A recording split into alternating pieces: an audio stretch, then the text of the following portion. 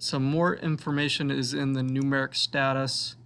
If you go to Ethernet IP IO node parameters, here's that IP address of node 0, and then you can see we are exchanging every 10 milliseconds on the input and the outputs.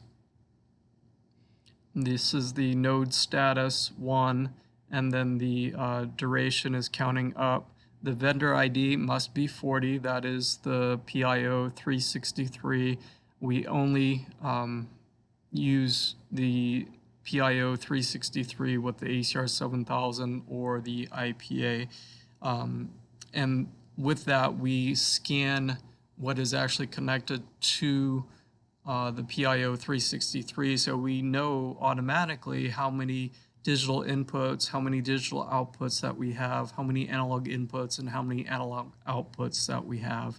So this tells us how many modules and what type of module are connected to our bus coupler. And then if we want to see the actual values, now I can go into node 0 DAC for my analog output, go to my DAC output value. It's set to 0 right now. If I wanted, I could take P35328.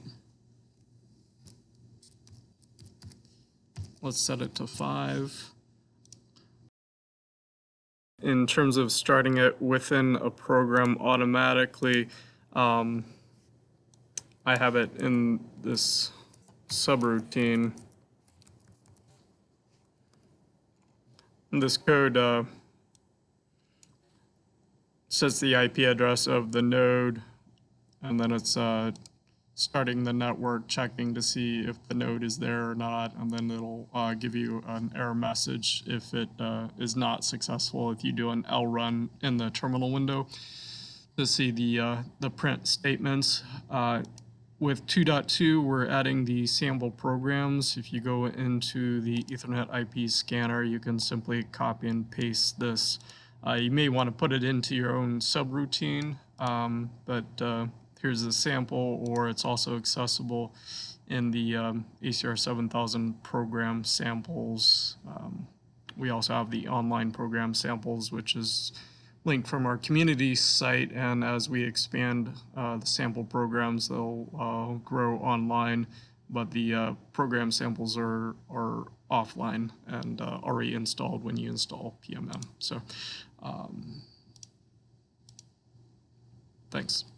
If I run my test program here,